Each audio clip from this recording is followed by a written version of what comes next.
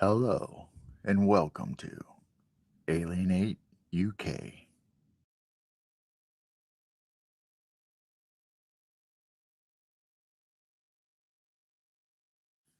With your hosts, Andy and Nicole.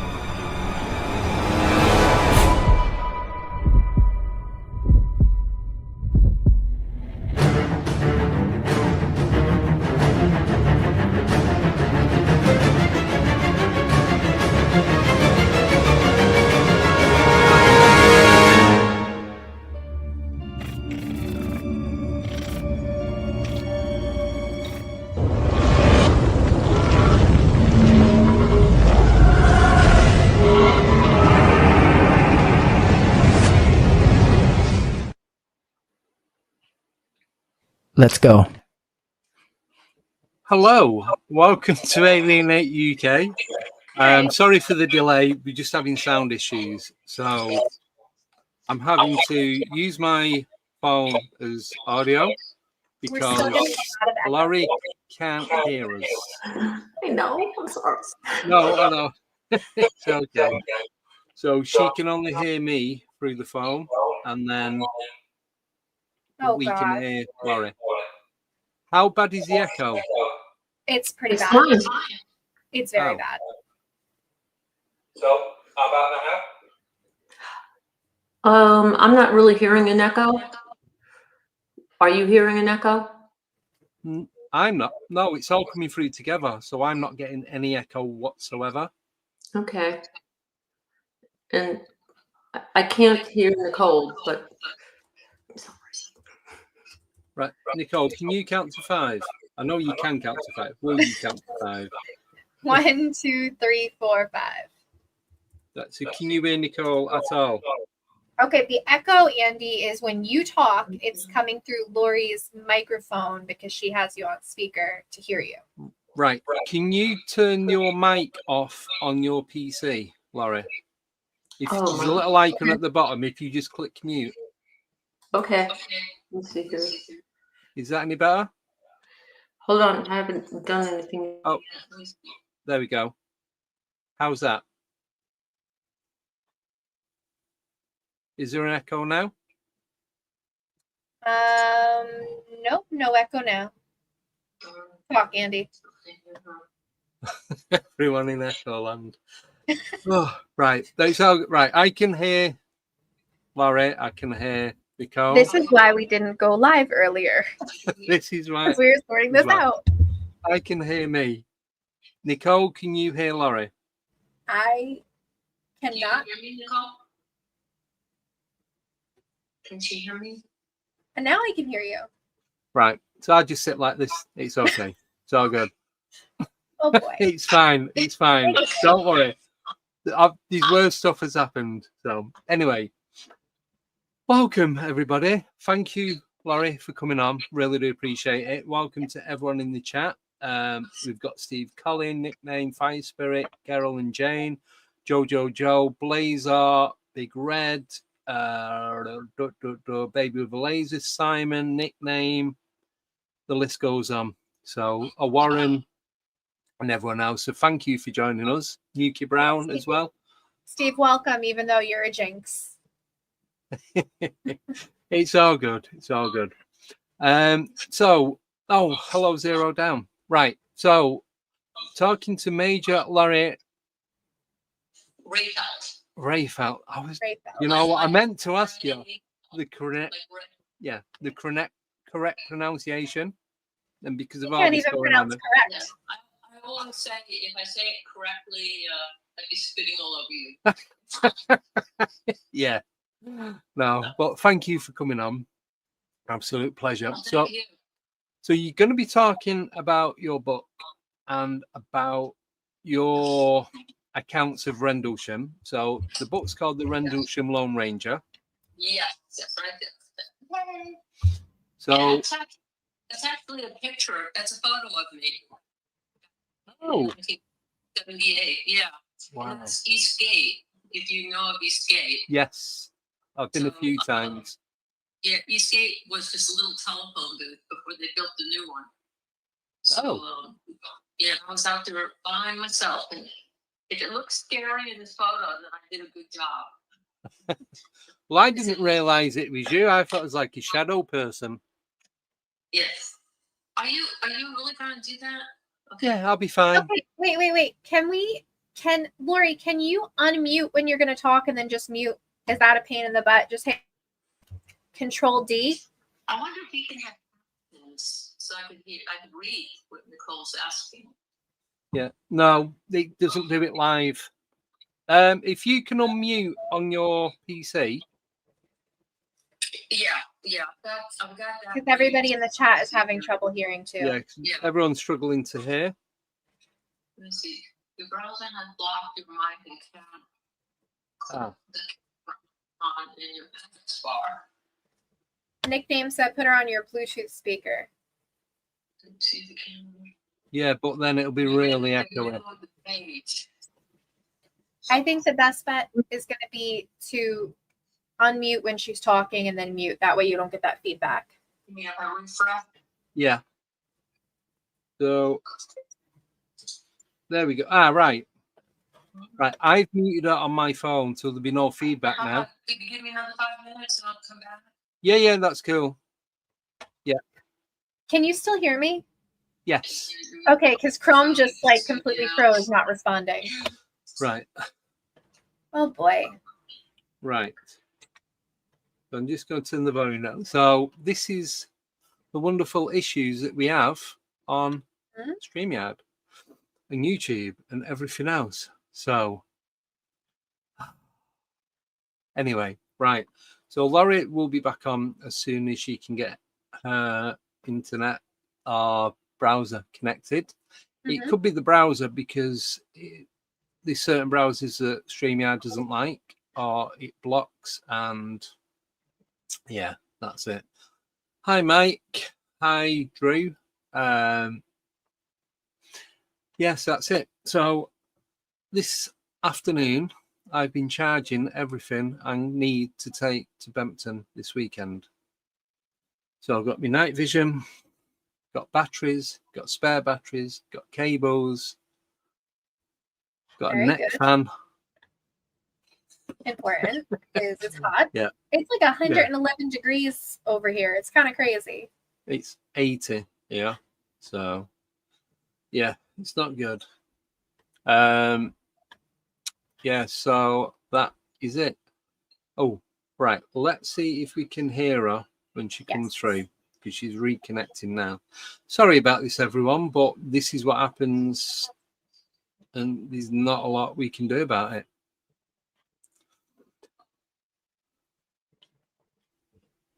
Well, just count this as like a behind the scenes look at what happens on the show. Yeah. This is what we was doing for. That's like our blooper reel. Oh, right. So if I'm going to end this call then and bring you on the screen. Right, she can hear us now. Good. Woohoo! Right. Yay. She just needs to connect to phone and mic, and then we can bring her on. So fucking juggle. I'm juggling now.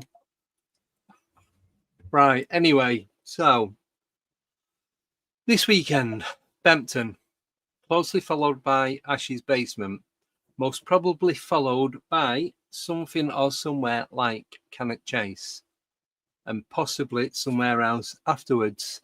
Anyway, during that time, at 5:30 on Saturday, going to be interviewing Western Supernatural group that I met at the Cryptid Conference down in Bridgewater the other weekend. So it's Kev, Dom, and Baz. I kept calling him Gaz. It even says Baz on his t-shirt. So Oh boy. don't ask. It's just yeah. Just give him a So name.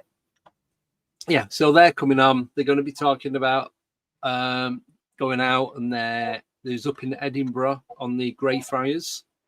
Mhm. So they got some activity there, the equipment that they use when they go out, and just all their encounters, their thoughts, theories, and everything else going on with that. Also, when we go to Bempton on Friday, Paul Sinclair is going to be meeting up with us. Spoke to him on Sunday evening. We're not going to be meeting until late on because there's no point going before 8:30 because you've got everyone going bird watching, and they're kind of not going to be getting in the way, but they're going to be doing their thing. We're going to be doing ours. So we're going to go into town, have a mooch about, go to a couple of different locations, then go back once it quietens down. But we're going to be staying there. I want to stay there till like sunrise. So around 3:30, 4:45 in the morning, later if possible. Yeah, so we're going to be doing that. And so I'm just checking, but Laurie's not, it's not connecting. Yeah, so meeting up with Paul, Drew, Wayne, Fire Spirit, Simon, Tim's coming up with me, Bruno's going to be coming. So, and Bruno just had a birthday. He did. He's 2. He was 2 on Monday. He's no longer a puppy. No. And there is his birthday card. Can't really see it, but it's so yeah, we got him a little dog birthday pack from Aldi. Yeah, a hat, a bow tie, bandana, and a card. So yeah, so he's 2. That's it for stuff that's coming up. We've got Jaya Smirik Kerr coming on next Wednesday, and then I've got a few different things. I've got a few different things going on Fridays, but we have guests all the way up going into November now. So it's going to be. I'm not going to be booking anything now until we've gone to Gettysburg because I want to keep a lot of that October. There's a couple of dates in October I've not done, a couple in November, and I'm definitely keeping December until I've been there and met up and done everything that we need to do.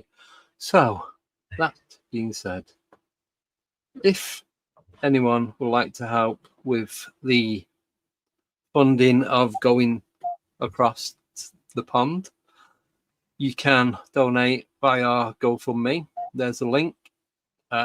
Straightforward. I wish it was as straightforward setting it up as what it is to go on there and actually donate. You can donate as little as you want or as much as you want, and it all goes to not just buying a drink in Gettysburg and a pizza and food and new socks. No, just goes towards what we're going to be doing while we're there because it all costs money. It's not expensive, but it's not free. Yes. So, and I have something to show you guys in a minute because I sent somebody to go retrieve it. That's as much as I'm getting. I'm not going to tell you before I tell you. What? Yeah, it's in the office. That's what I do. You can't do that. Right. I'm not sure what's happening with Laurie. Do apologize. Thank you guys. Like Nickname said, thank you for sticking with us till we get this started. As soon as she comes on, as soon as we get started. Okay. Sorry? Do you want a hint? Yeah. What it is? Go. It is something that I made, and it's spooky. You didn't lose it this time. No. Go on. No, I didn't lose it. But I am going to make you one when you come over, and you're going to have to bring it back on the plane. Do we get to see what this? Yes, I just sent somebody to go retrieve it. Oh, I thought they'd gone to retrieve it. Thank you, Big Red. Really appreciate it. Cheers. Thank you. Yeah.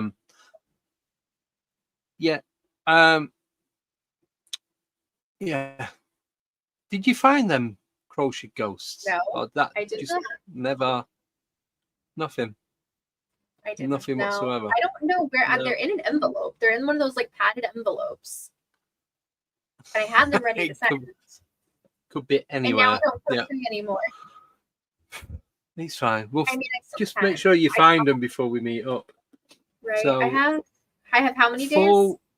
4 weeks and 1 day, and we will be at Gettysburg in like That's so crazy. 29 days. That's so crazy. And I tried to change my flight coming back a little bit later. Mhm. There are no flights. Jeez. And for me to fly back the next day, it's an extra £700. No. Wild Bill would like you to send your info so he can stalk you. Yeah. Hello. Just kidding. Oh.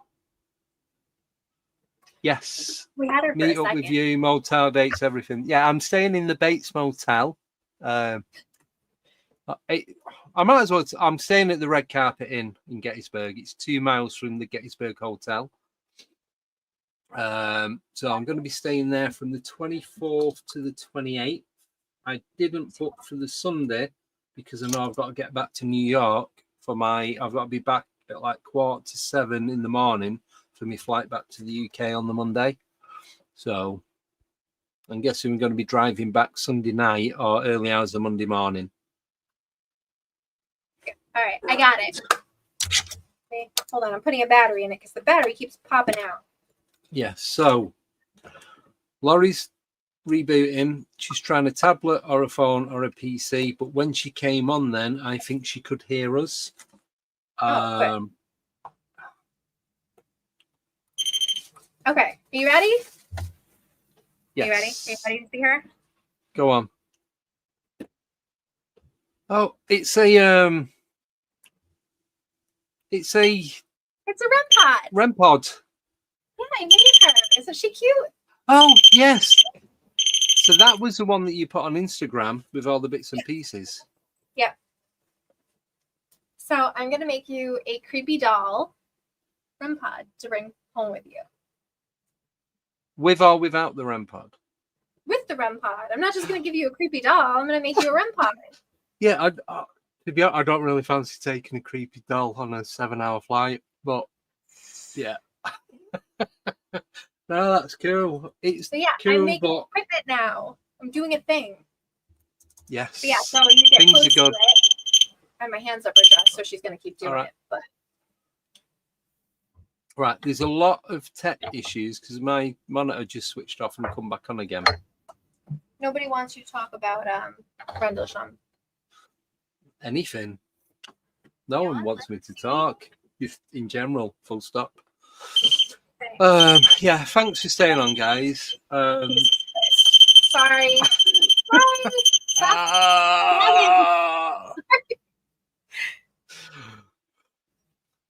Yeah, customs. That's going to be a rubber glove job, Right? isn't it? It'll be like, why do you No, have a doll with no. an antenna? Is she a bomb? No, she's a ghost hunting device. Yeah. No, I think it'll be safe. I was trying to get her to stay. She has the little REM pod thing glued to her butt. Yeah.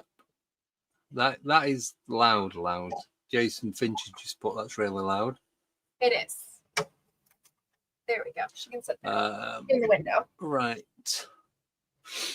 So, anyone get any questions while we wait for Larry to come back on?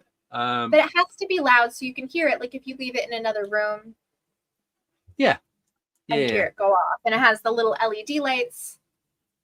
I'm triggered. Sorry, guys.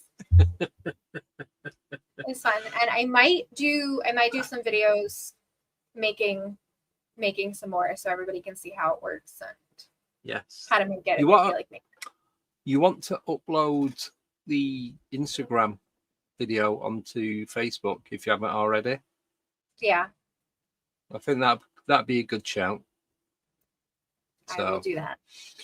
Right. So on Friday, I'm not taking loads, but I'm taking the torches, my UV torch, IR lights, LED lights, laser pointer, night vision goggles, these headphones because they're noise cancelling, so I think that'll be best. And I've also got my anti-mosquito repellent band because I got bit like 4 times when I took it off. Right, let's. What about your drone? Are you bringing the drone? Can you hear us? What's that? Yes, I can.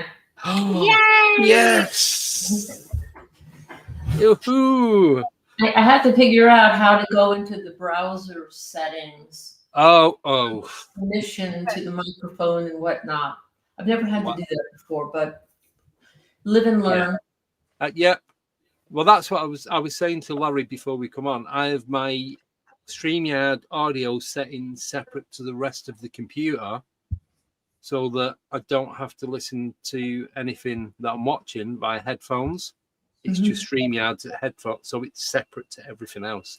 And it's a ball ache. It really is. But thank you for persevering and getting back, because I honestly thought you'd just given up and thought, I'm done. Oh, no.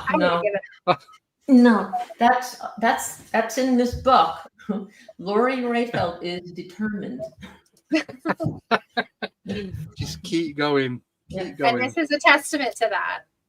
Oh, thank you. Yes, So we got there. It's good. Everyone's saying the sound's good. We can hear everything. Absolutely fantastic. So thank you so much for coming on. Really do appreciate it. I know, because I did reach out to you a while back, but you had family stuff going on that we won't go into. So you wanted some of you time. So we've said we'll leave it until you're ready to come back. So it's really good timing because now the book's out and it's been released. Then we can talk about the book and Rendlesham and everything that went on, and then anything else in between that happening and present day. So, absolutely. Over to you. All right.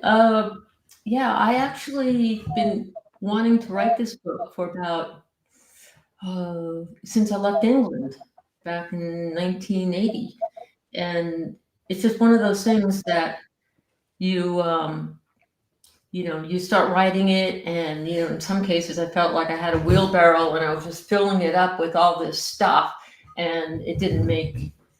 It was like just throwing it out there and seeing what sticks. And and I finally said, what I need to do is I need to write it from my heart. So this book is not. There's a lot of interesting things going on in it, but it's from not a scientific perspective, although that will probably be more in my second book, probably going down the same road as John Burroughs with what was going on around the area of Bentwaters and Woodbridge. Yeah. And I've been fascinated finding out so much information about what was going on back then. So I had lost several members of my family. My sister, when my sister passed away, the last thing she said to me was, "You got to write your book." So and it gave me a chance to get away from grieving, or kind of put it, into place. And and I couldn't believe it that I actually wrote it, because I've been working on it for, like I said, 40 years. Wow. I was trying to get around writing a book. In fact, at one point, because I set up the Rendlesham Lone Ranger UFO site on Facebook, and I was getting the word out that way. But it was people kept saying, "You got to write a book." So you got to get it down in writing. And I think I had Gary Hazeltine read the book, several others, and he actually wrote the foreword in the book. And it was so funny because he's like, "Yeah, this is not your typical UFO book. You're going to be in for a surprise. It's going to be it's a good story. I mean, it's based on what I'm getting is people are telling me that once they get to a chapter end, they're like, I got to keep reading," and which is really sweet that they write that. But my story actually starts out as a journey from when I was a child. And one thing that I find is that people who tend to be empaths tend to, for some reason, are highly intuitive. For some odd reason, they tend to be like lightning rods to the paranormal and lightning rods to all that we cannot see and what we cannot feel. I mean, we feel everything. Yeah. So it really is surprising on and people practice it or whatnot. You can start even finding out more about what's out there, whether it's ghosts or So when I was over in England, growing up, I was afraid to go in my basement, and mainly because I knew there was something evil down there. And so it started then. And right when I went into the Air Force, my main goal was to fit in. I just wanted to fit in. And basic training was pretty easy. And then I went to tech school, and it was fun. And I was so psyched to get to my first assignment. I mean, I couldn't wait to get on. When I found out I was going to England, I felt like I won a vacation trip. Like, I'm going to England, yay. And, because I've been to Europe as a child. My grandma actually lived in Ireland. So okay. we would visit her, and she was a world traveler. So she took us to London. So I've been to London, and then we went to France, and then we went to Italy, Rome. She was really big on taking us to all the religious sites. So we went to places like Lourdes in France and that kind of thing, and which was really powerful. But so when I got to England, I could smell the burning turf in the air, and I felt like, yeah, this is what I remember, of England, or mainly actually Ireland. And then I ended up going to, so I got on the bus, and Mildenhall and Lakenheath looked really great. I said, wow, if Bentwaters is like this, because it's a Royal Air Force base. I was really big on the word royal. I thought, wow, royal, I like it. So we get to the base, and there were all these Quonset huts, and I felt the gravity pushing down on me. That was the first thing. Like there was like a heavy weight was on me, and that feeling never went away unless I moved off base, which I finally did move off base. So anytime I was off base, I would feel like I was in a good place, a safe place. But there was just something there was just really, pushing weight down on me. So that was the beginning. And then it got to a point where I lost my stamina. And that was really, really crazy, because I was like 18 years old. I was just a kid. And, I had plenty of stamina. And then I started putting on weight. It's like my body was just kind of changing. And I just felt like I felt kind of out of control. And then the energy at the base was really negative, in the sense of even the way people talk to each other. There was just a lot of if you said hello, they'd say, "What do you mean hello? What are you talking about?" Oh. Rehfeldt, get over here, and it was not really, like cordial or whatnot. So I was like one of 3 or 4 women in the 81st Security Police Squadron, and I was told right off the bat that I should be barefoot and pregnant. And I'm like, no, I don't think so. I'm, I'm too young for that. But it was like, it was that. This is what it was like, and and it makes a lot of sense, because at the time, only 5% of the women were in the military. In fact, out of a squadron of like 200 plus airmen, there was only 5 of us. So So we were kind of under a magnifying glass in a way. The other thing is that we were also separate. I mean, when I was living on the base. I lived on the third floor of a building that was across the way from where the guys lived. So so I didn't get a chance to get into the whole camaraderie as much as the others did. So it was, in that sense, it was pretty lonely that way. And then during my time there, after a few months there, was when I learned about the base, learned that Suffolk County, the most haunted county in the world, and it was, this is where there were witches and druids, and East End Charlie, who was a German pilot who crashed on RAF Woodbridge, which was a crash base during World War II. And so the last thing you wanted to do is to be at Eastgate.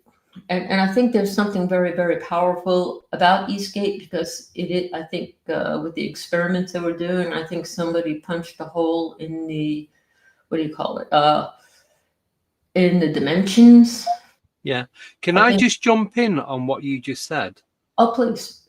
Because the first time I went to Eastgate and we walked around Rendlesham, the guy Alex who I met up with, Alex Lovelock, he was showing me around, and he said that as he's walking down, he's seen 2 German pilots, and he believed that they crashed.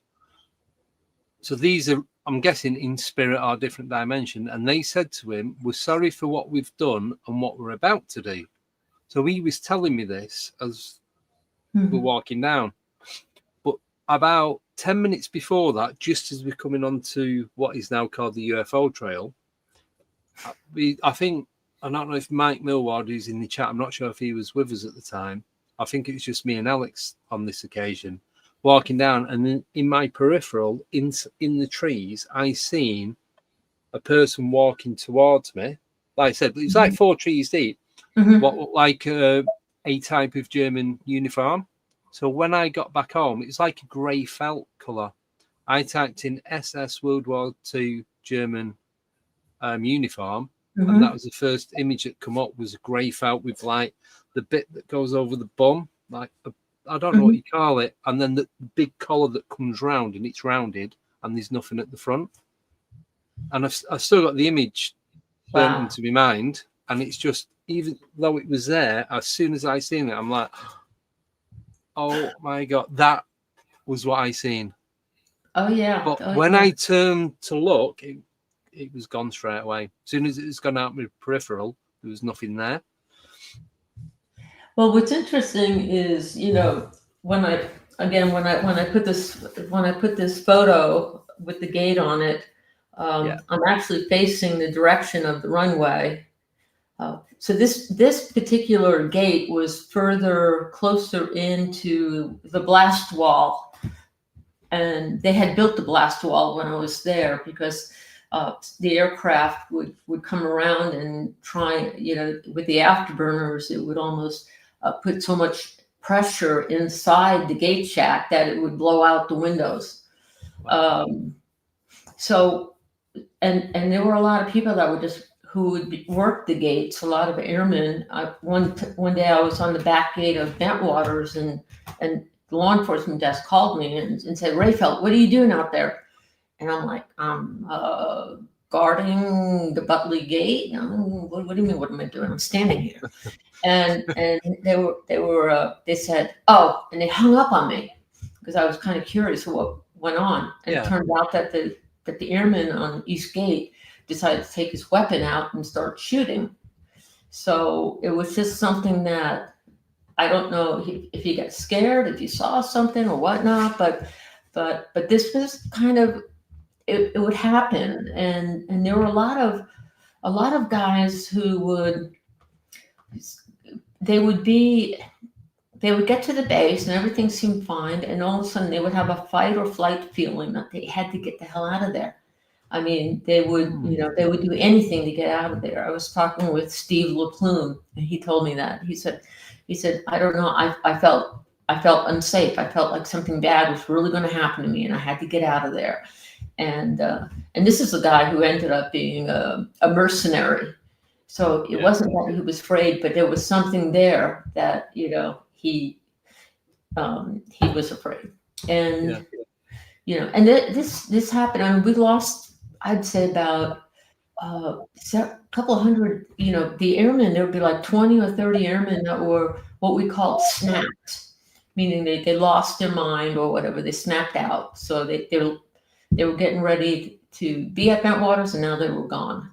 And, and it was just really disconcerting for me because I'm feeling all the pressure of the gravity pushing on me. Like the atmosphere was completely off. And, we had this, here's another example. We had this gentleman who he had been in the military for 12 years and he was a tech sergeant. So he was pretty high ranking, and he decided to go in and steal all this audio and mute, equipment. We called it the sound center. And so you could buy radios there or, receivers and all this fancy stuff. And we finally caught him. And when I went back to the desk, he actually had a harpoon as his weapon. Wow. I thought, man, it was just crazy. When I went into his room, I had to go into his room. All his drawers were empty. It was just stacked with all this music. At the time, it was cassette tapes, and there were like thousands of cassette tapes. It was almost as if this guy was he was obsessed to the point, and it was ridiculous. He ended up going to Fort Leavenworth, which is a military jail. And I was thinking, it didn't make sense. It didn't make any sense for somebody to get that high up in rank and all of a sudden just completely lose it, and then the harpoon, the whole thing was just, disconcerting. Yeah. And then with that going on and all this, kind of crazy stuff going on, then I would go over to, when I was on patrol, I would go and had to check certain areas of the base to make sure they were locked and whatnot. It was pretty mundane.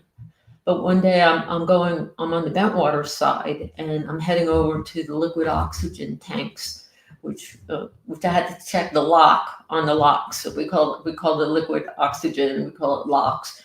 So so I drive up to it, and on my left side is a fence, and all of a sudden I just felt this sensation that there was this crazed kind of swamp man that and it scared the hell out of me, and he was kind of like tormenting me, but I wouldn't look, but it showed up in my eyes mind. And let me see, but I did draw a photo of it. I just want to see if I could find it here. Shouldn't be that hard to find. Yeah, it's just that, like when we were saying about Alex before, and so there's Og who's moderating, Mike Millward. It's it's on the very bottom here. It's up right there. Now, Can you see it? yeah. Now, this is a weird thing now, because I was hoping it was going to be something that looked like that, because when we was walking on the trail, this was before, so I didn't know Alex at this point. Alex has been there a million times, and he took some random photos, and he felt like there was monks in the trees. Mm-hmm. And then he took a photo at the end where it splits, where you've got the underground tunnel that comes over from Woodbridge and just goes through the forest. Wow. At that corner, he took a photo and he sent me the photo. I've not got it anymore. I can get it and forward it to you and see what you think. And it looks like it sounds so stupid, a giant hairy fish. It's just but when he was stood there looking, he couldn't see it. It's come up in the photographs. And it's like a giant, imagine if a camel was a fish. Mm-hmm. That's what it looks like. Wow. It makes no sense, and it's Fish. The dead camel. quite similar, yeah. But Wow. there was nothing there. So when he's looking with his like naked eyes, there's nothing there. But in the photographs, there's all these different things. He's took photos at the end of the runway at Eastgate, and these weird, like, white Moomin type creature character things are there. There's all sorts. Oh yeah, no, I've actually seen photos of Derek Savory used to go out there. Yes. And Yeah. Really, really good friend of mine, and I'm really sad that he passed away. I know. But he's on the other side now, so I'm kind of hoping sometime he'll talk to me, and I'll be able to hear what happened. So anytime I went by that, I always had that fight or flight feeling. And I did talk to some people that said there is a swamp monster in that area. But the strange thing is that I knew that on the other side of the fence, but you couldn't see through the fence because it was all overgrown on the outside of the fence with ivy and whatnot. But I knew there was a pond there, so I knew he was coming out of that pond. But how did I know? It was just my gut. My gut told me there was a pond there. It wasn't until Google Earth. Yeah, there's a pond there, right there. It's like, you know, sometimes when you think you're, say, an empath or something like that, and it really happens that, wow, you know, when you're right and you corroborate it, it sometimes it's disconcerting. It's kind of like, oh my God, how did I know that? You know, I mean, even I do that.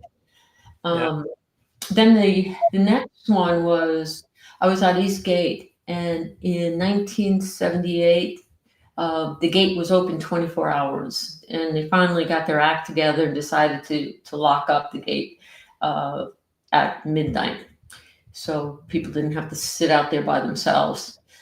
And so, but before that, they did, and there was no blast wall, so all you could see is the runway, the Woodbridge runway. You could see the, you know, like the old British films, seeing the fog roll in, and you could hear the fog horn in the distance. And of course, you didn't want to look too carefully and think, I think I see Easton Charlie, but I never saw him. But, you know, you kind of try and push those things out of your mind.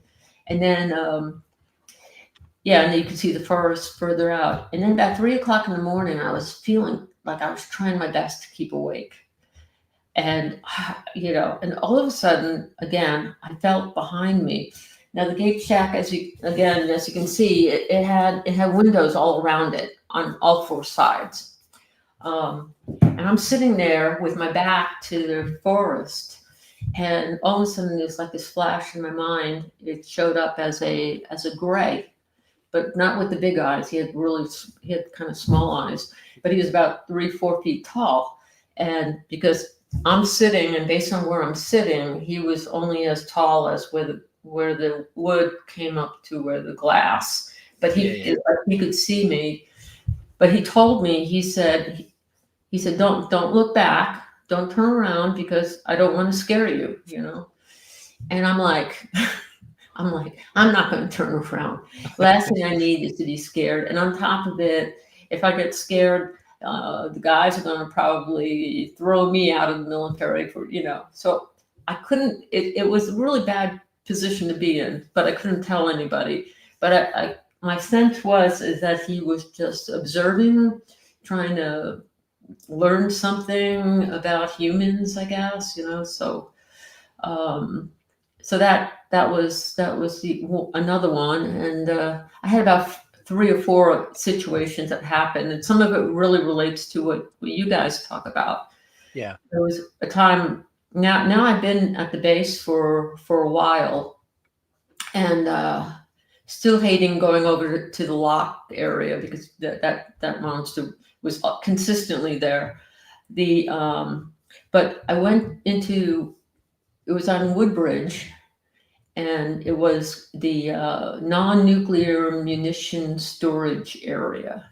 It had been the weapons storage area, but then they moved the nuclear bombs from Woodbridge over to England, over to Bentwaters when I first got there.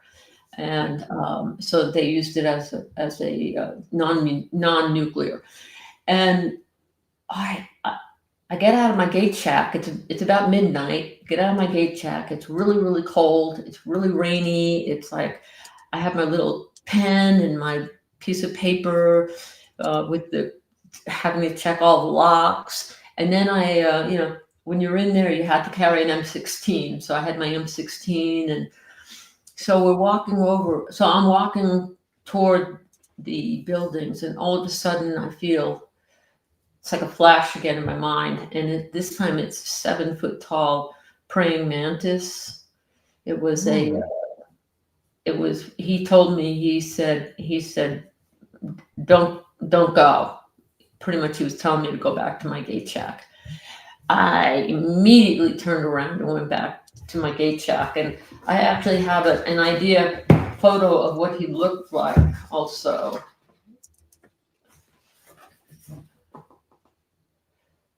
And let me see here. Kind of like that. Yeah. Wow. Yeah. That's Yeah. Oh, Yeah. I'm saying it's cool. If you've seen it, it wouldn't be so cool. But What's that now? I was saying it looks cool, that image. But then I'm thinking if you see it in real life, it might not be so cool. It might Yeah. Well, he just told me to go back. I sensed that he was important. It was just he was pacing, so I knew he was important. Because he just seemed like he didn't want me to disturb him, and it's kind of weird how you kind of rationalize these things when you're going through it. But again, it was something that I said to myself, I'm not going to check my buildings until it's daybreak. So so I went back into my little gate shack, and I had my little cassette player, and I was listening to my eclectic music, Annie, the sun will come up tomorrow. So something to keep you going. Yeah. So then, but of course, a lot of people. Now, here's the thing: I was part of the disclosure project in, I think it was 2001, and I talked with Stephen Greer about my UFO sighting, and I didn't talk about any of these other things that I've just shared with you because I was still active reserves. So at that point, I was now a captain in the Army Reserves. And there was no way that I was going to, I didn't still feel comfortable talking about it because it was just kind of, I thought it was outlandish. It wasn't until I meet people such as yourselves that will tell me, oh, no. Yeah, those are mantids. Oh, no, those are grays. And there are different varieties. And, and it made me feel more comfortable. Plus, I'm retired, so that really helps. I don't have to have anybody, looking over my shoulder or telling me what to do. But while that was going on, I was still feeling beat up by the people I worked with because no one had my back. So it was like there was this war going on, and I just felt like, just let me do my job and leave me alone. I mean, that's how it got. It got to that point.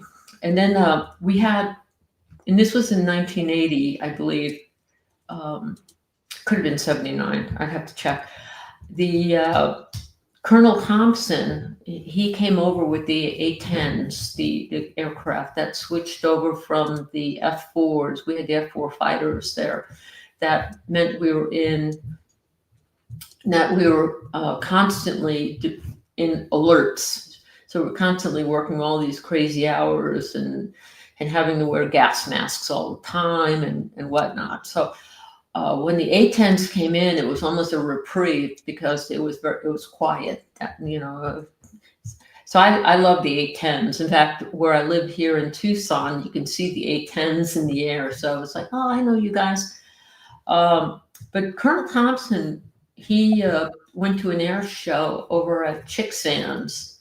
And that's not far from me, that place. That's Bedfordshire. That's about 40 minutes from where I live. Wow, okay. And they had an air show there, and there was some foreign object stuff. It could have been a pen or something was in the engine, and he was flying really low over the forest there. and it did a cartwheel across, and he died. Oh. Well, and they brought the wreckage back to Bentwaters, so it was just something that we'd look at and we'd say, oh, it was horrible that that this happened to him.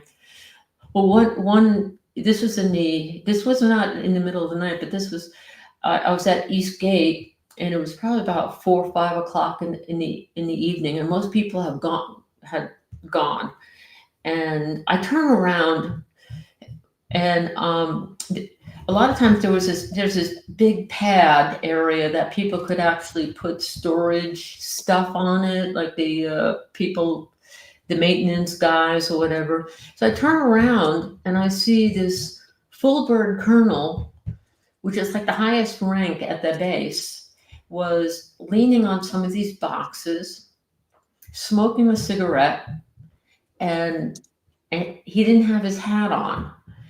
And I was thinking that for me became a big issue. Why is this colonel back there? How did he get there? Because we were at the very far end of the perimeter road. And so I turn around, and then on top of it, now I have to go up to a colonel and tell him to put his hat on. Because if I don't tell him to put his hat on and the sergeant comes over to me, I'll get yelled at for not telling him to put the hat on. So I finally get the gumption, and I finally ready to tell him, and I turn around and he's gone. Wow. Now there's no way that he could have gone past me.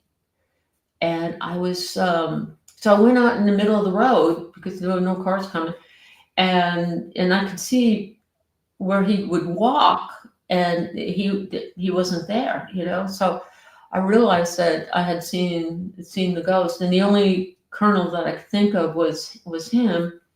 And I wrote about it back in the late 90s. And actually, one of his daughters reached out to me and said, "You described my dad. His dad was like, he does whatever he darn well wants to do, and he didn't want to wear a hat. He won't wear a hat. It's like, yeah." So, and then of course there was the UFO sighting when I was on patrol, and I wasn't alone, which was kind of a good thing. And I was with Airman First Class Keith Duffield, and he and I were again doing the building checks. The job was really, really mundane. I mean, 99% of the time, there wasn't this crazy stuff going on. There was other crazy stuff going on, and so we're sitting out there. We had to pull up to the gate and do the check. Also, we had to check to make sure there wasn't a note behind the lock, because that's how the supervisor would say, did you check the lock? So I get back in the pickup truck. I put it in reverse, and then I'm sitting over by East Gate, facing off base, facing the North Sea. And you see this light coming in, and it looked like a C-130. It was a big light, so it looked like we got a cargo plane coming in, possibly from Simbach or someplace over in Germany. So I was asking Keith to pull out the bag that's got all the customs forms in it, because that's one of the things we do. And I thought, well, that's really interesting, because we don't ever have to do customs at 3 a.m. And I kept waiting for the lights of the runway to go on, because the lights were blue if they were on, and it just made it more dramatic. Like, oh, this is so cool, planes coming in, blah, blah, blah, and got lights going on, and it's like entertainment.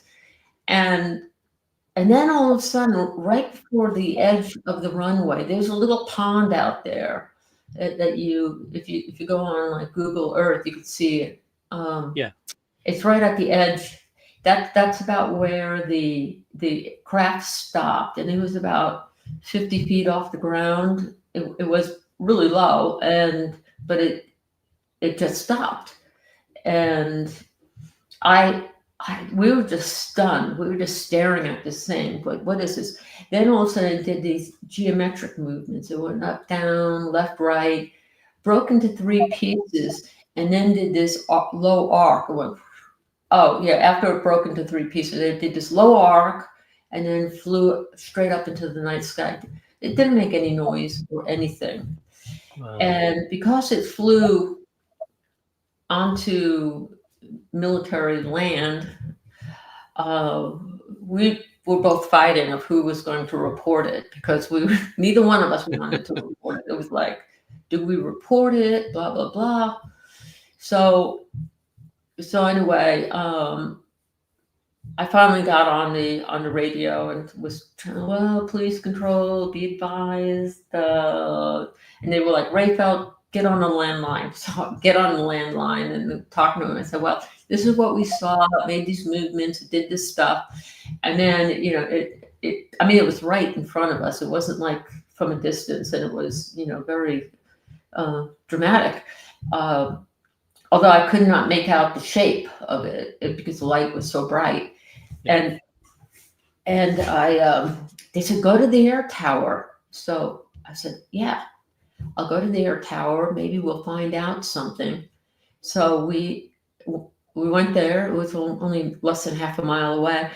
And it was a really cold night. I mean, it was February 1980, and it was just really ridiculously cold. I didn't want to get out of the truck, that whole thing. And we went up the stairs, and the stairs were on the outside of the building. And then we get to this metal door, and I started knocking, but it was one of those metal doors that were so heavy that you couldn't even hear the knock. Yeah. So then I started kicking the door. Bam, bam, bam. Finally, apparently, I wake up the guy who was in there, and I could tell he was like disheveled. He was like, "Oh, what's going on, dude?" And I told him, I said, "This is what we just saw, all the stuff." He said, "Oh, that sounds like that was possibly afterburners from a British base, from because we technically, even though we were an RAF base, it was still called an American base."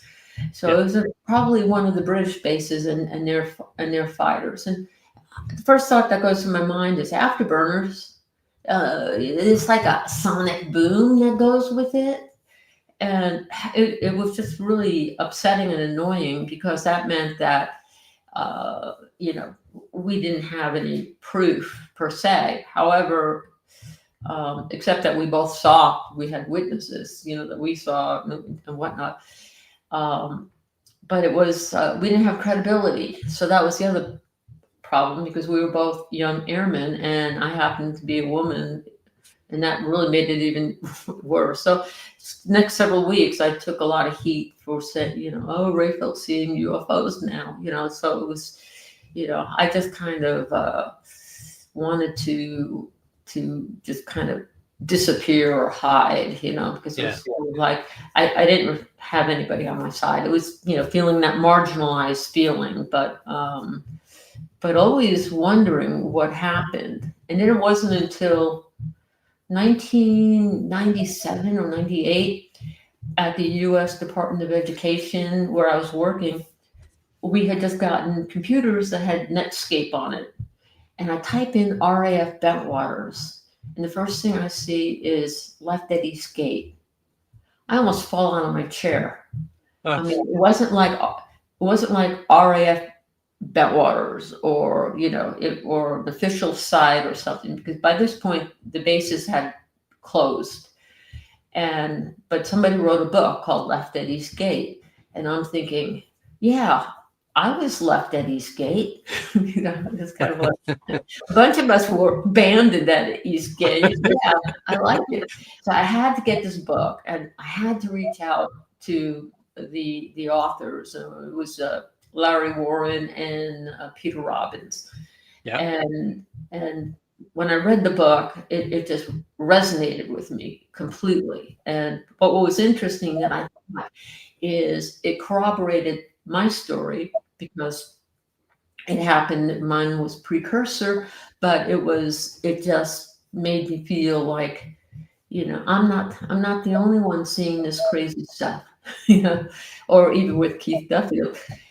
So it was just really, so that's when I really got to know Larry. Apparently it was about December 1st. He had just gotten to the base. There were a bunch of guys that just gotten to the base, because we lost a lot of guys from doing crazy stuff because they Yeah. had to get the hell out of there. So we always had this influx of the security guys coming in.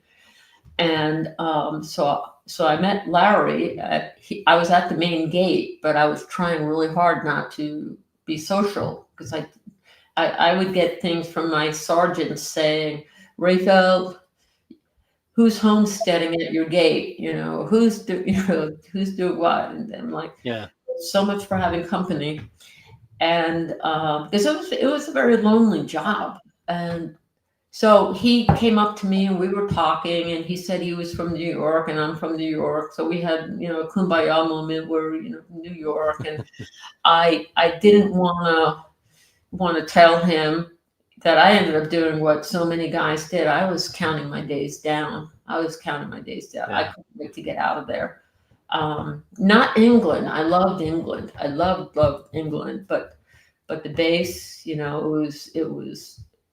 was horrible. And after that base, I spent another 24 years in the military and never had the experiences that I had there. So anyway, our with Larry Warren, our lives actually intersected, and it was very cathartic for me to read the book Left at Eastgate because it was.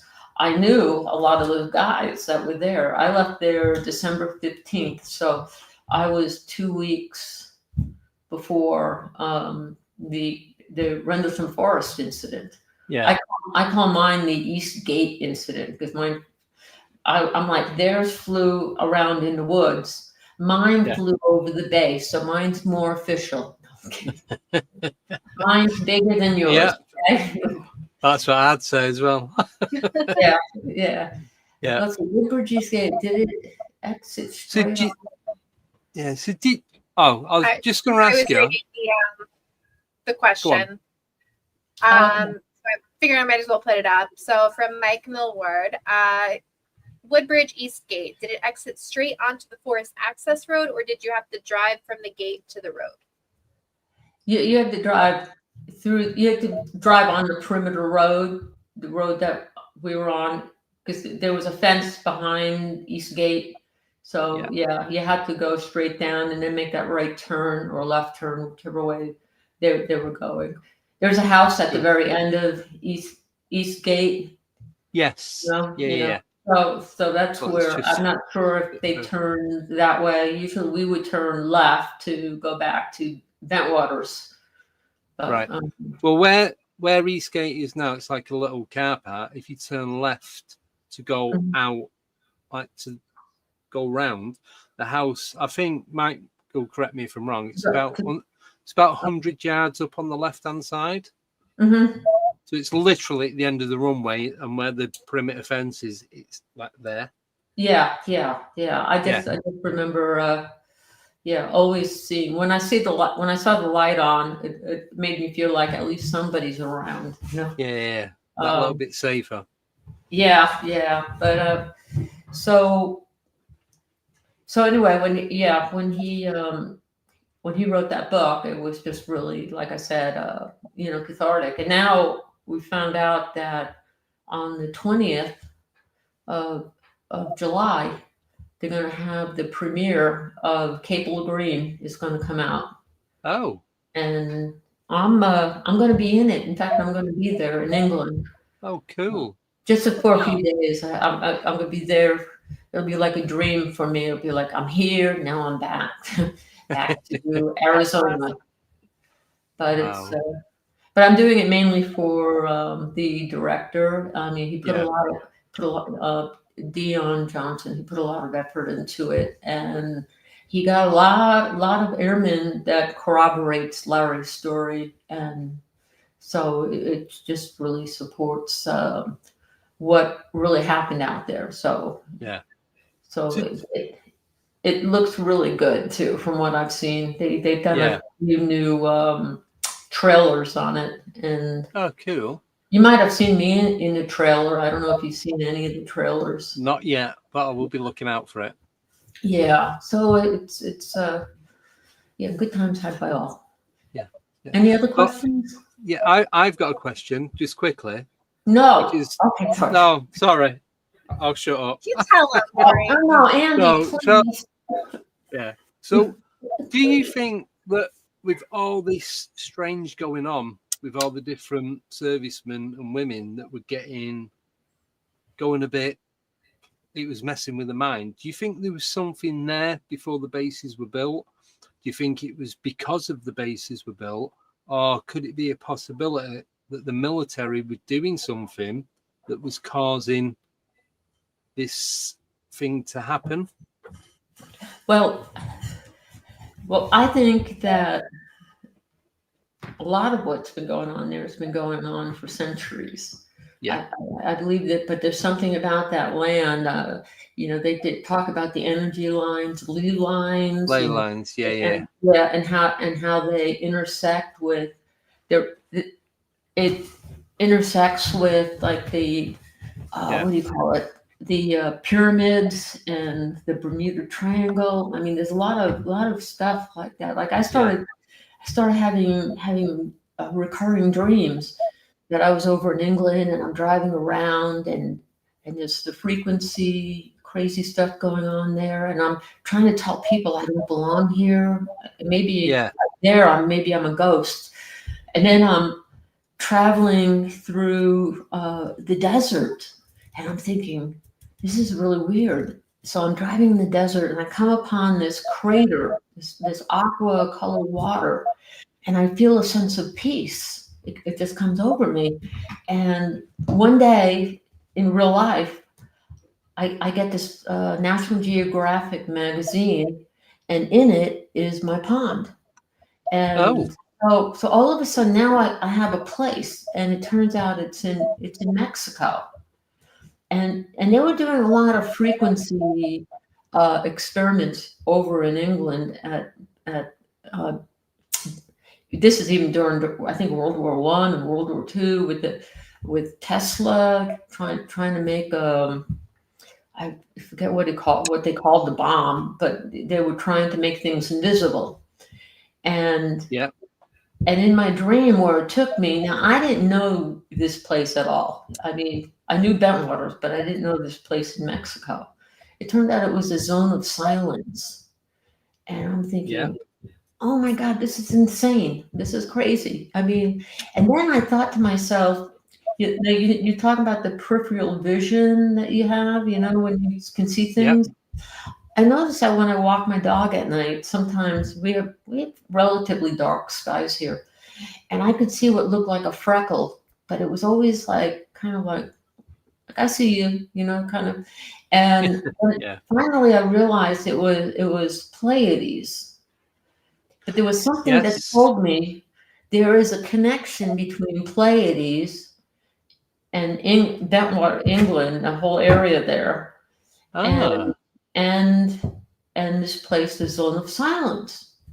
Well, now it's like, how do I connect the dots? Then I find out that over in Sutton Hoo, they have these mounds. If you look at an aerial view of the mounds, they're in the shape of Pleiades, that star cluster. Yeah. Now, what's going on over at the Zone of Silence? There are these two men and a woman who are from Pleiades that help people. I guess they're kind of like Girl Scout, Boy Scouts. But they go there. If you get stuck in or lost in the desert, they will be there, and they say, yeah, we'll help you, So there was a connection between it. And then you start looking at the lines and all these hot spots in the world that people always wonder, like how the line intersects through the Bermuda Triangle and up through. Yeah. So it's it's just really, really fascinating to me. And I know I'm just like on the just digging in, but not, it's like the more I learn, the more there's to learn. Yeah. The more you learn, the less you know. You get, the more questions you have. Yeah, definitely. Absolutely. And what I love about doing podcasts about this is that I'm actually doing it because there's so many people that have done a lot of research out there. I respect the people that listen to these podcasts, that they come back and share with me, because it was Linda Moulton Howe told me that, oh yeah, there are mantids over there at Woodbridge, that kind of thing. Yeah. So I'm thinking, oh, you kind of wish that when I got to Bentwaters, they gave me a welcome kit that said, "Oh, and by the way, these are the beings you're going to be. You might run into. Yeah, They're okay. They're okay." Yeah. The mantid, he prefers to be called Sal, and and the gray is Orville. So just be nice. Right. Well, Wouldn't it be nice if all of that stuff was like declassified so they could just talk about it, be like, hey, low key, like here's what's going on and here's how you should handle it.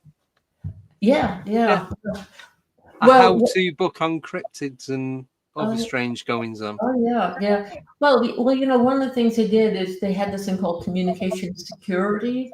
So what they would do is they would isolate people, and if they had a way of really silencing people. In fact, that's what they did after the guys who saw the Rendlesham Forest incident. They had them sign some papers that were pre-written, and it was like, just sign it. You don't even read it, and then they were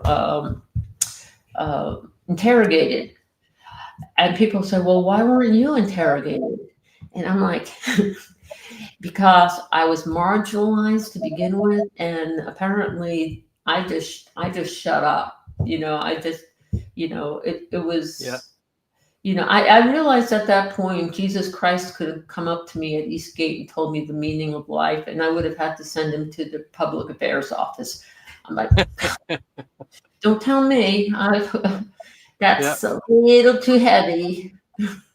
Well, but I love you. Well, I found something out yesterday, which I had no clue that this was even active in the UK. HARP, HARRP, is run from Cambridgeshire in the UK, which isn't a million miles away from Suffolk. In fact, it's the next county over, and it's the next county from where I live as well. So I just had a quick look. It doesn't tell you on the internet, but it's for the high frequency active auroral research. It says there's one in Gakona, Alaska. That's it, without going too deep into it. But if that's going on from Cambridge to Suffolk, is probably not even 50 miles away. Yeah. So I don't know how long HART's been active in that location, but that could possibly have something to do with what was going on over around Bentwater, Woodbridge, Lakenheath, Mildenhall.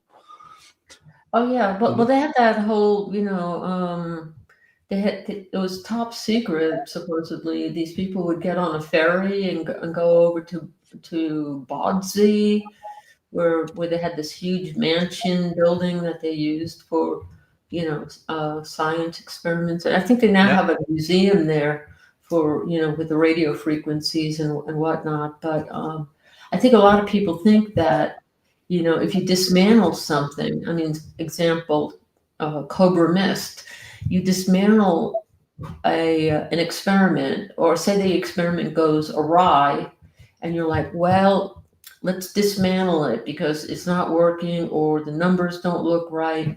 But what they don't realize is that they've left a side effect to what the residual energy is still there. It's not like it goes away. Yeah. That's why I truly believe that they tore a hole into the dimensions. And well, a bit like when you said that, then I just thought of Montauk straight away. It's literally what they did. Yeah. So, you're talking about Montauk in New York? Yeah. As in like the next stage from MK Ultra and Philadelphia experiment and so on. Yeah. And it's just kind of shocking, that they're, they're doing stuff, and it's like if you get stuck in it, sort out yourself, sort of thing. The other thing, yeah, the other thing that I think about is that that a lot of these beings from other places are really, really concerned about our behavior of how we're treating our planet. And, you know, they don't care about us. However, they care about our planet, you know, and we just happen to be there. And, you know, they're probably thinking about we should be better stewards, the way we treat animals, the way we treat our air, the way we treat our waterways and whatnot. And you know, so that was really interesting because you always think, well, you know, it's they're coming because of us. No, they don't care about us, you know. But the problem is that we've got, you know, again, we do have a beautiful planet, and it's there aren't that many blue planets out there. So, you know, the fact that if they did, the other question is people say, well, why don't these aliens come and talk to us? Because we will kill them. That's what we do. Yeah. You know, it is. Because we're afraid and we will kill them. So, you know, so of course they're going to come out. They maybe through the closest I think they'll get are people that are, you know, have that empathetic, that, you know, are able to, you know, be open to the universe. Open to the universe. Yeah. And, but that's why I could never do like going into haunted houses or anything like that, because I know they'll latch on to me. And I'll say to them, I said, look, Fred, I love you. However, you got to stay back there. Don't be so mean. Yeah. Yeah. I tell them that all the time when I go into the haunted houses. I'm like, hey, chill out. We don't need to be cursing at me and telling me to get the F out. Yeah. And if you're nice, I might share a cup of tea with you. Yeah. Yeah, I'm reading that someone wrote OGG UKGB wrote Professor Simon Holland has a lot of information about women. I've been really talking to him. He is an amazing human being. Simon Holland, and very, very interesting. I have a lot to learn just by, you know, talking to him. And you know, my story doesn't really have much of the, you know, concrete, you know, to talk about frequency. I can talk about frequencies, but he can really talk about frequencies. You know. So. We've got a couple questions, if you don't mind. No, not at all. So, starting off with Steve Collins said, "Hi, Major Lori. Was Colonel Halt your commanding officer when you served there?" Colonel Halt was the deputy base commander, and what that means that he was in charge of the what was going on around the base where people lived, like the we call it the cantonment area, but it was, you know, he was in charge of making sure the facilities were running smoothly, and that he would go over to the law enforcement desk and check, you know, with the blotter to see what crazy people are doing crazy stuff, and you know, because we would have a lot of, you know, drunk and disorderly conduct and that kind of thing. And so he loved apparently to go on patrol with the airmen, which wasn't uncommon, which I thought was really fascinating, because that would be the last thing I'd want to do. But he, so he was a lieutenant colonel at the time, and but the fact that he went out there with them, that gave the whole incident credibility, because he was one of the higher ranking colonels that were there. And his time and my time did overlap, but I don't really remember him that clearly as well as others do. I kind of remember the Colonel Snow, who was the base commander when I was there before. But they changed roles. Then they have the wing commander. The wing commander is over the mission of the base. So so he's the one that was also notified about what was going on. The interesting thing about the whole RFI and whatnot is there was a lot of chatter over the radios on the channels that the security guys and law enforcement was communicating. But when it came to the wing commander and all this, everybody just shut down. It was almost like they didn't want to deal with it. There was, they would. Yeah. It's really, I mean, it's true. It's almost like, this is not going to enhance my career. And I feel like saying to them, I know, believe me, I know. Yeah. Didn't enhance anything for me either. So, but on the other hand, too, it made me feel that they did not have they did not give any of us that support that we really needed. I mean, the fact that they had the guys going out there and getting close to these lights or whatnot. I mean, even off base. Yeah. It was just kind of confusing why, because I told somebody, I said, yeah, if there was a crash and it was off base, I would have called up the constable, the local police, say, yeah, you got a problem here. It's in the forest. Good luck, but it was just, it was just really, really heavy. It was just heavy stuff. But these guys went out there for the reason of helping someone, if there was a crash out there, and it did leave, whether it was, in my case, it did leave a residual effect with you, because it's still with me. Yeah. That's why I talk about it, because it's cathartic for me. It's because that place, it just stays with you. And that happened with Jim Peniston. I mean, he saw the what was that? When he saw the glyphs and he touched it and it downloaded those ones and zeros in his mind. I believe that happened. I mean, I truly do.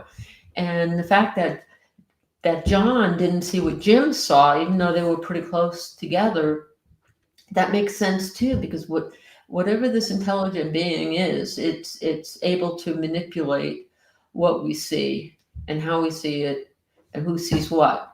Or, I mean, in my case, I think mine came through my dreams when, I'm driving to, I'm in England, and then I'm in the zone of silence, because there's no way I would know this information. It's reminds me of Close Encounters of the Third Kind, when the main character said, well, you should see the Devil's Tower I built in my living room, but because he saw the light and something happened, and all of a sudden he was compelled. And I think that compelled feeling is correlates so strongly with not only witnessing but being affected by the entities that are out there. And, no, thank you for that. Right, we've got one more. Yeah, then we're going to have to wrap it up soon after that. Yeah. So the question is from Nickname, and she's asking, is there more cases like yours or strange you have found out since from there? Oh, I'll read it again because that didn't make sense. Is there more cases like yours or strange that you have found out? You found out from them. Since found out from there, Laurie, that are not in the public eye. Can you say of? Thank you. So can you say so? Yeah. So are the cases like me that since from Laurie that are not in the public eye? I don't even know if I'm really in the public eye. I've always felt very marginalized. I mean, I've been trying to get my story out and whatnot. And that's why I finally write a book.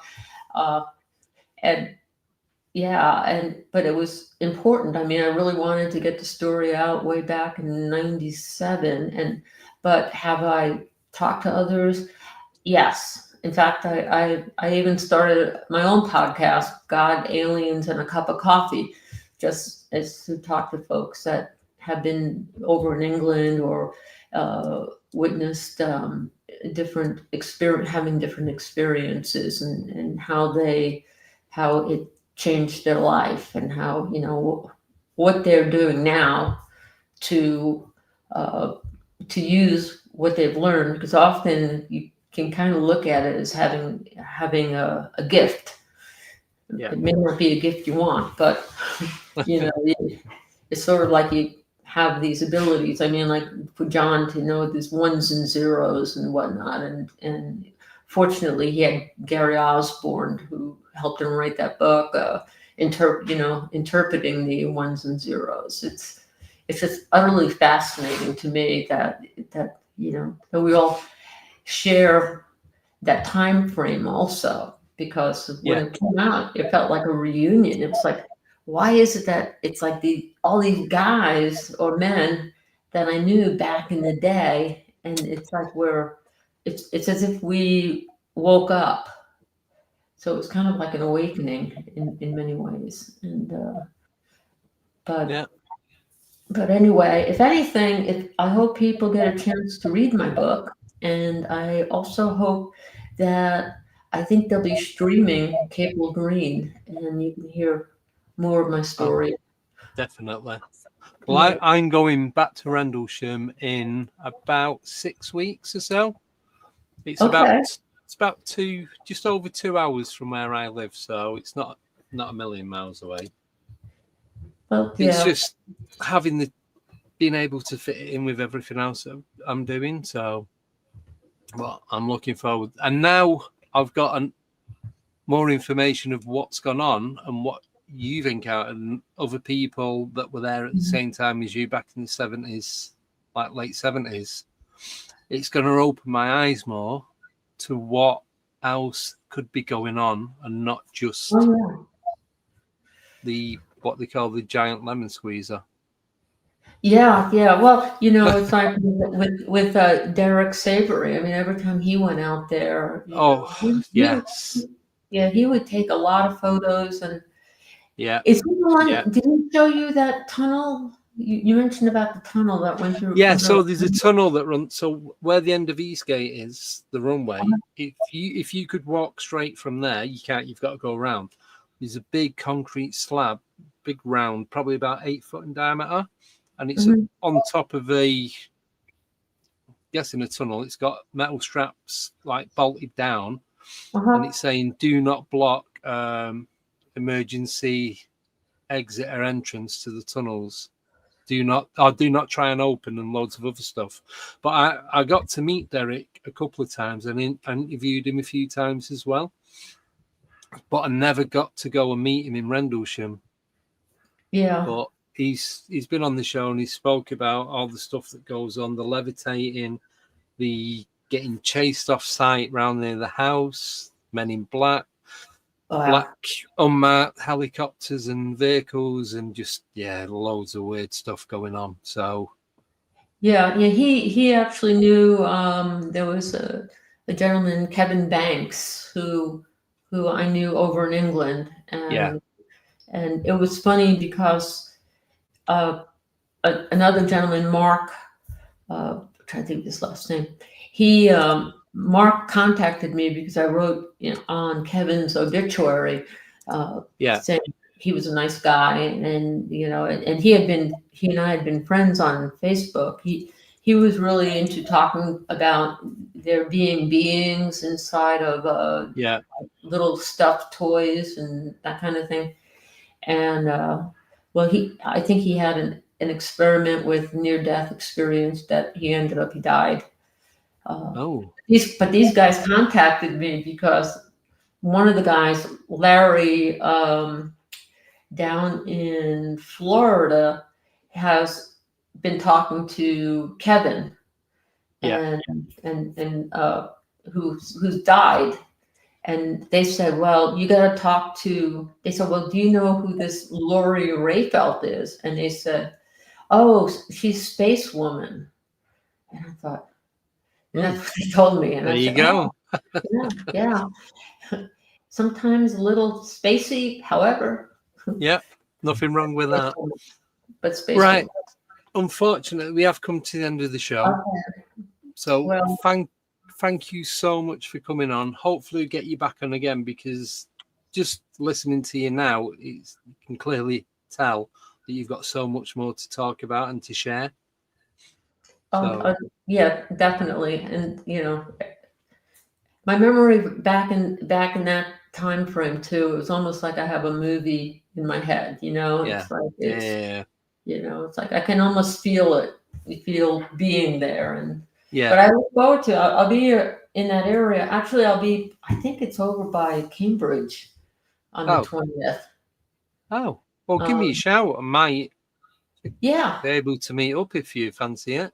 that would be great. That would be great. And if you get Yeah, the yeah. book, I will autograph it. Yeah, I will get the book. I'll buy the book this weekend.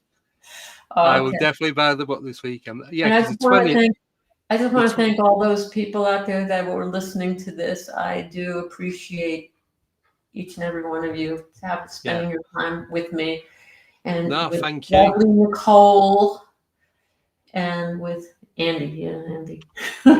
Thank you. Well, that's the 20th. The 20th is perfect because I'm off work then, and then I've got 3-4 days before I fly over to the US. So I'm not doing anything them few days, so it's all good. Okay. So, look forward to it. Excellent. Thank you. I just want to say thank you to Darren for donating a £5. Cheers, buddy. Really do appreciate it.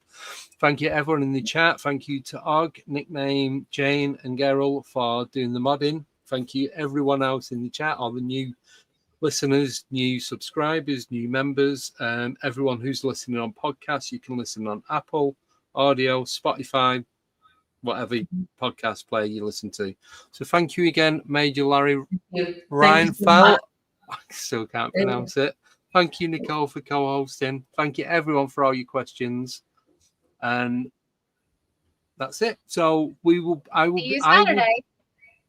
be back Friday with some updates. I'm just going to jump on, do 20 minutes, half an hour here and there to tell you what's going on over the weekend. We're going to be back on Saturday, 5:30 UK time, 12:30 EST. Can't work any of the other time zones out. My brain's not working. So we're going to do 90 minutes, but Nicole has to jump off early because she's going to the theatre with Frankie Adeo and doing some investigative stuff there. So we're going to be joined. We're doing the talks and there you go. Yeah. So we're going to be chatting to Western Supernatural from Western Supermare down near Somerset. So they're going to be coming on and we're going to have a chat with them. But in the midst of all that, there's going to be loads of other stuff we've got going on. So just make sure you've got the notification bell marked up because it's just going to be random stuff all the way. And looking forward to meeting Wayne, Drew, Simon, Tim, Paul, and everyone else when we go up to Bempton. And then Ash and everyone on Saturday, and the list goes on. So thank you, everyone. Really do appreciate it. Thank you. And thanks again, Laurie. Absolute pleasure talking to you. I really enjoyed it. I enjoyed both of you, and I so thank you for being patient. It's fine, honestly. It really is. Okay. It's another challenge, isn't it? And we always break through it and get there in the end anyway, so it's all good. Yeah. So on that note, I'm going to boot us all off and go and get something to eat. So take care, everyone, and we'll see you in less than 48 hours. So that's it. Don't forget to buy Laurie's book. I'm guessing it's on Amazon and eBay and everywhere. Oh, yes. It is definitely on Amazon. There you go. Yeah. The Rendlesham Lone Ranger. Yeah. Yeah. Right. So take care. I'll see you all soon. Bye-bye.